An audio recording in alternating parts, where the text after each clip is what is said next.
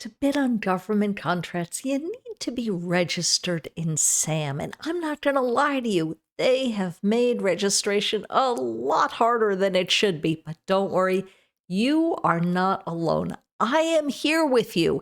And together, we're going to walk through it step by step to get you registered so you can start bidding on government contracts. And here's the thing, I keep hearing from people that it's taking over a month to get registered. That's because you have to wait for the government to do things at various steps. But you need to be registered before you can submit a proposal. So let's say you find an RFP you want to bid on, and the proposal's due in 2 weeks. Well, you don't have time to get registered and prepare and submit your proposal by the due date. That's why you want to register in advance. So let's walk through how you get registered, and let's start at the beginning. We go to the website SAM.gov, and we're greeted by this pop-up. What this is telling us is that the government assigns a number to each business, and that's what they use to identify the business. They call this number the Unique Entity Identifier, or UEI. And when you register your business in SAM, they'll assign a UEI to your business. In the old days, the government used the DUNS number for this. So if you registered a business in the past, you used your company's DUNS number. This pop-up is just letting you know they've switched from the DUNS number to the UEI. Okay, we close the pop-up, and here we are on the SAM.gov homepage. The first thing I want you to notice is that it says here at the top, this is an official website of the U.S. government. There are some fake websites out there, and they do fool some people. So do be careful that you're on the official government website. And when it comes to using this website, there are two separate things. There's signing up, which means creating a user account that will allow you to use all the features of SAM. And then there's registering your business, which will allow you to bid on contracts or apply for grants from the federal government. Some people sign up and think they've registered, so please don't make that mistake. They're two separate things. First, we sign up. Click here on the top right of the website where it says sign in. You read and accept these terms, and it takes us to this login.gov page. If you already have a login.gov account, you'll use that to sign in. And if you don't already have one, then click on Create an Account and you can create one. Now here's what you have to know about this. The SAM user account you're setting up and the login.gov account are for you personally. This is not for your business. The government is using login.gov as a single login to access lots of different government websites. For example, you can use your login.gov account to apply for federal jobs or to view your Social Security statement. So in case you're wondering about giving your login.gov password to someone else to do this in your place, please don't do that, or they might get access to your personal information at other government websites. Okay, now I've gotten my user account and I've signed in, and you can tell because at the top right corner it says sign out, and I'm on the home page. So now we can move on to getting your business registered. Find this box where it says register your entity. SAM uses the word entity, but you should understand that to mean your business. And click on the box that says get started. And it takes you to this page. And we again see the box for register your entity. And so again, we click on get started. And now it asks what you want to do. Click on the second box labeled register for all awards. That's the way to register to bid on federal contracts and also to be able to apply for grants and loans. If you're just wanting to apply for grants, you can click on that first box and the registration process is a lot easier. But if you're one of my viewers wanting to win contracts with the government, then click on the box labeled Register for All Awards, and then scroll down to the bottom of the page and click on the Next button. Next, it asks if we're registering a government entity. Since you're registering your business, you click No. Then it wants to know whether your business is located in the U.S. And by the way, you can register a business located outside the US. If you're in the US, click the first button and then hit Next at the bottom. Next, they asked whether you already have a cage code. Basically, the deal here is that the government assigns businesses two different IDs. And the way to tell them apart is that the UEI is 12 characters and the cage code is 5 characters. But both the UEI and the cage code are assigned by the government. If your business already has a cage code, then click Yes. But if you're registering your business for the first time, you probably don't have one. So click the second button. No, the business doesn't have a cage code. And they'll assign one to you as part of the registration process. Click Next, and this page just summarizes what you're doing. The next page explains the steps involved to complete your registration. The first step is to get a unique entity ID, and the government refers to this step as entity validation. After the government has validated your entity, you're going to come back to SAM and complete the remaining sections. This is really important. I've seen some videos that make it sound like once you've completed validation, you're done. Well, you're not done. You have to come back to SAM and enter a bunch more information about your business, like your NAICS codes. And we're going to walk through how to find that information. But before we can even get into those parts of the registration, we first have to go through entity validation. And that's what the next several screens are for.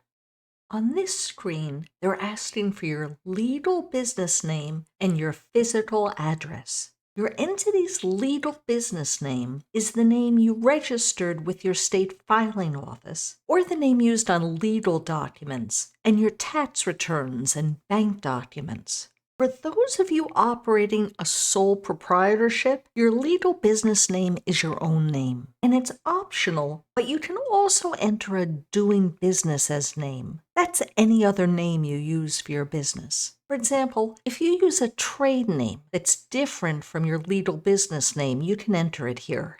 And they ask for your physical address, and a lot of people get rejected because they list a post office box for the physical address. I'll tell you right now, they won't accept that.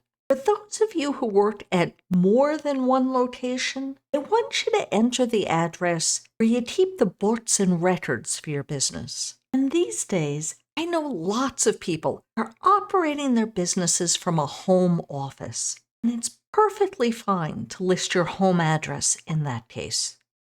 The next page says you are about to validate your entity, and it tells you the information you provide here will be used throughout the federal government, and it tells you to be sure your information is current and correct. And they also explain that they're going to ask us to submit documentation to prove the legal business name, physical address, state, and start year of the business. Check the box that says, I can provide official documentation to validate my entity, and then click Next. Now on this screen, they show you a list of potential matches. And there are two different options here. Check the first one if you see your business listed. But most of you are here because you're registering your business for the first time, so you probably won't see your business in the list. So you'll select the second option, which says, I don't recognize my entity in this list, and it'll take you to this screen. And this page is titled Enter Incorporation Information. And I think that's kind of confusing language, because I know for some of you, your business isn't incorporated, but they still want you to enter your information here on this page. First, they ask you to enter your start year. If your entity is incorporated, enter the year of your incorporation. If your entity is not incorporated, provide the year you opened your business. The next question is state of incorporation. For incorporated entities, select the state where you were incorporated. For non-incorporated entities, this could be where your organization was located at the time you started your business, or where you filed your certificate or articles of formation, or where you filed taxes at the time you started doing business. Okay, the next screen has you confirm your information. And pay attention to this screen because on the next page, they're going to ask you to upload documents to prove this information. And the documents you upload must show your information exactly as it appears on this screen. Lots of people are running into validation delays due to mismatched information. So do yourself a favor, save yourself time and aggravation by paying attention to this screen and making sure the documents you upload match what's shown here. Okay, now here we are on the page where we can upload our documentation. Click where it says Add Document, and then from the drop-down menu, select the type of document you're attaching. And it's showing you here the types of documents you can upload. For example, articles of incorporation or articles of formation from your state, a recent bank statement, your certificate of formation from your state, certified tax returns, a recent utility bill. And for you sole proprietors, you can upload your driver's license. I think a good one to attach would be the letter you received from the IRS that assigns your employer identification number. That's your EIN. And you can upload other types of documents as well. Select Other Document if you're submitting something different. So select your document type and then be sure to check the boxes to indicate the information that's contained in the document. For example, legal business name and physical address in the same document, or legal business name and U.S. state of incorporation in the same document. If the document contains multiple pieces of information, then be sure to check multiple boxes. Then you can drag your document into the box and click Submit. Attach as many documents as you need to verify all your information. That could be one document or it could be multiple documents. You just go through this Add Document process for each one. And be sure you check the boxes. Because I'll tell you right now, the website is not going to let you go on to the next page until the boxes are checked. And then in section 3, there's this text box here that says Provide Details. And it's listed as optional, but I want you to get validated fast. So I would use that box to spell out which documents validate which pieces of information. Try to make it crystal clear to help the reviewer find the information they need to validate you quickly. When you're done, click the Next button and the system will give you a reference number. And you'll also receive an email from the General Services Administration. It will come from the email address fsdsupport@gsa.gov. I'm showing you here the email I received. And it says, an incident has been opened on your behalf. And there's a link to see the incident. I don't know about you, but I find their language really confusing. In their language, you create an incident in SAM.gov, and they also create a ticket in FSD.gov. The incident is managed through the FSD.gov ticket. I know that's really confusing, so let me show you how it works.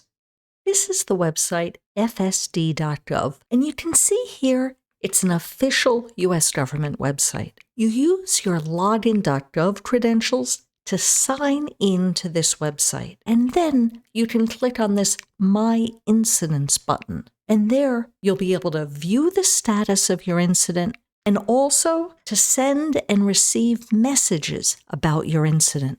Okay, so what happens next? Well, the validation agents are going to review your documentation and then they'll send you an email. I'm showing you here the email that I received. Either they'll ask you to answer some questions they have, or to submit additional documentation, or they'll tell you you're good to go and you can move on to the next step. In my case, I passed the validation step, and the email I received tells me the specific steps that I need to take to go back into SAM and complete my registration.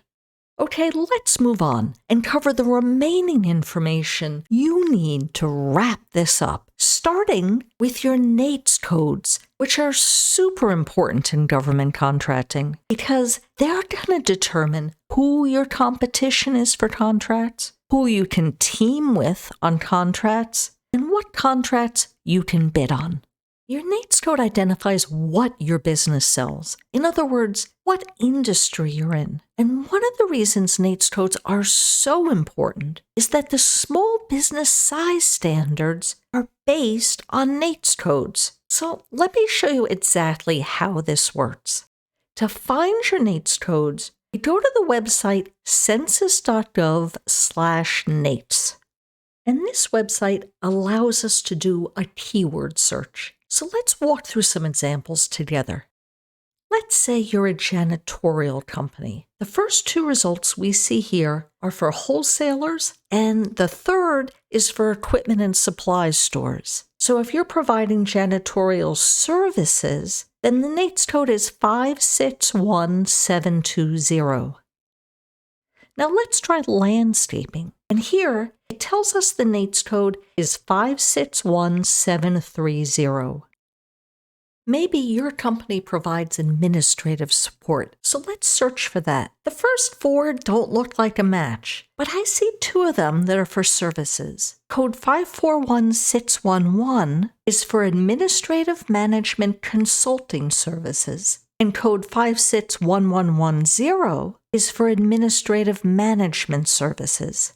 So if you're an administrative firm, you just found two NAICS codes, and SAM requires that you enter a primary NAICS code, but it also gives you the option to enter one or more secondary codes. And here's a tip for you. Most of you are going to want to list multiple codes in SAM because the work your company does could be put out for bid under a number of different codes. So maybe you find 4 or 5 different codes that are a fit for your business. I recommend you list all of them in SAM. Now, you know you want to qualify as a small business because there are contracts that are set aside for small businesses. And the thing the government uses to determine whether your business qualifies as a small business is called the Small Business Size Standard. So what does that mean, size standard? Well, the size standard defines the largest size a business can be to remain classified as a small business. And the thing to understand is that each NAICS code has its own size standard. So each industry has its own definition of what is a small business. Now, the size standards are stated either in terms of the maximum number of employees or the maximum average annual receipts of the business. You'll see that manufacturing typically uses number of employees, while services typically uses average annual receipts. But the key thing here is that size standards are specified by NAICS code and can vary widely from industry to industry. That means that your business may qualify as a small business under one NAICS code, but not under a different NAICS code. Let's walk through some examples to make this clearer. We start by downloading the SBA Table of Small Business Size Standards. I'm showing it here. To find it, I just Googled SBA Size Standards Table. And by the way, you may also want to use this table to scan for additional NAICS codes that might apply to your business. So now I'm going to page down in the document and find the NAICS codes for administrative and support services. And we see them here. The way this table works, the NAICS code is listed in the left-hand column. And for each code, there's a size standard listed on the right. So for example, let's look at NAICS code 561110 for Office Administrative Services. It has a size standard of $12.5 million. In other words, to qualify as a small business under a solicitation issued under NAICS code 561110, your average annual receipts must be under $12.5 million. If your company's average annual receipts totaled $12.6 million, it wouldn't be eligible to bid on a small business solicitation issued under NAICS Code 561110. But it would be eligible to bid on a small business solicitation under NAICS Code 561210. That's the NAICS code for facilities support services. And we see that the size standard for that code is $47 million.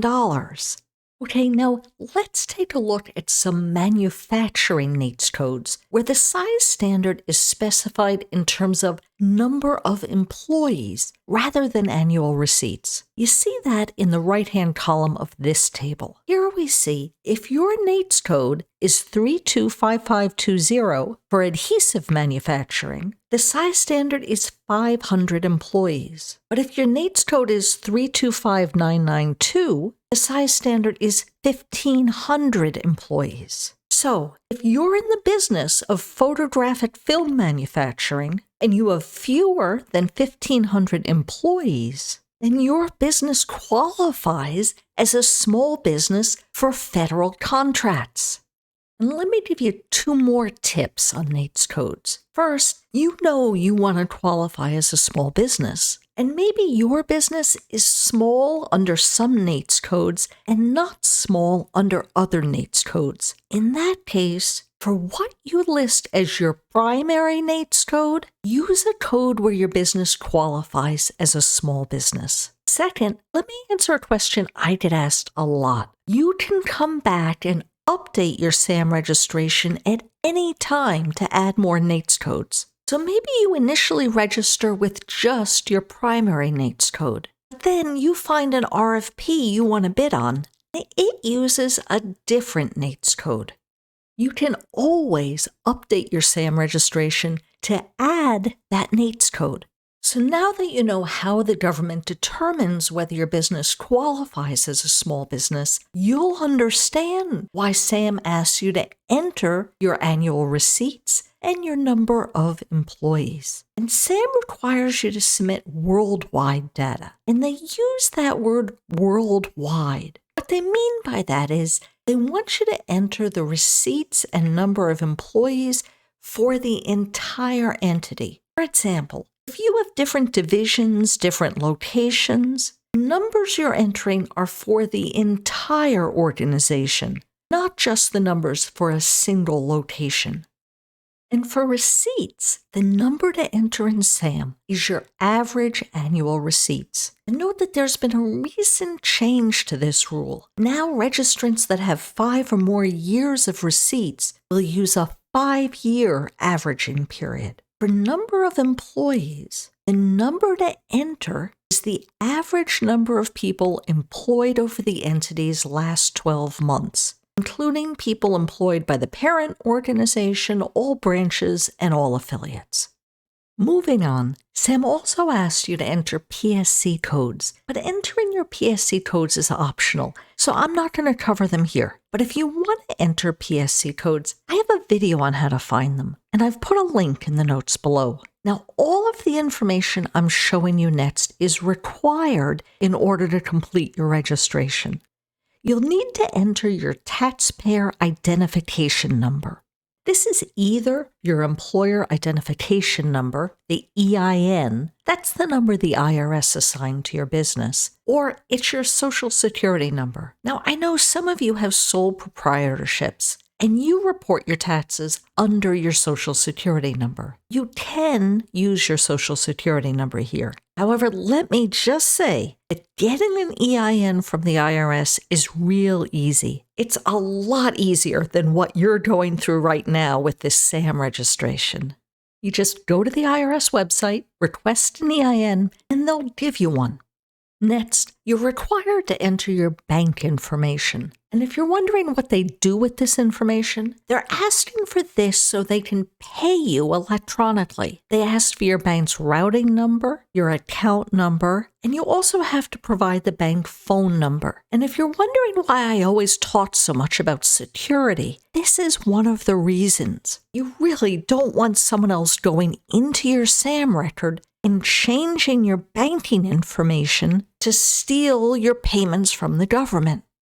You'll also have to enter an MPIN. This is a code you create. Make sure you write it down and safeguard it because you'll need your MPIN when you want to come back and update your registration in the future.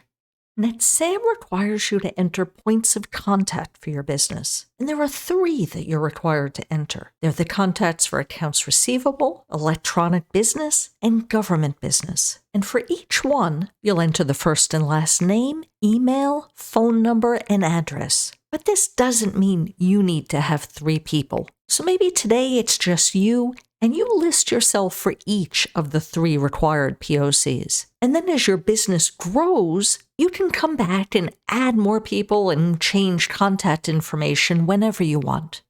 So after you step through all the pages and answer all their questions, you'll get to the end and you'll submit your registration. And then you'll get a message in SAM confirming that the registration has been submitted. And you'll also receive a confirmation email. Then you may receive another email asking you for additional information. If you do, please respond promptly, because I don't want them to reject your registration and then you have to submit all over again.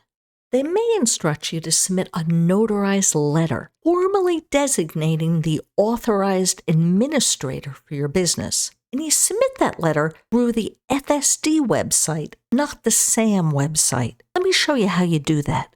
Go to FSD.gov and sign in using your login.gov credentials. Now, you want to create an incident. And to find where to do that, I had to scroll down to the bottom of the page and then click where it says Create an Incident. Now, under System Name, select SAM. And under Issue Type, select Entity Administrator Appointment Letter. Then complete the remainder of the form and attach your letter. You'll want to put the letter on your company letterhead and be sure to get it notarized. And there is a template for you to download and use to submit your notarized letter. And I've put a link to that template in the notes below. Once your registration is active, you'll be able to bid on contracts from the federal government. So watch for an email confirming that your registration is active. And you can also check the status of your registration in SAM, which is what I'm showing you here.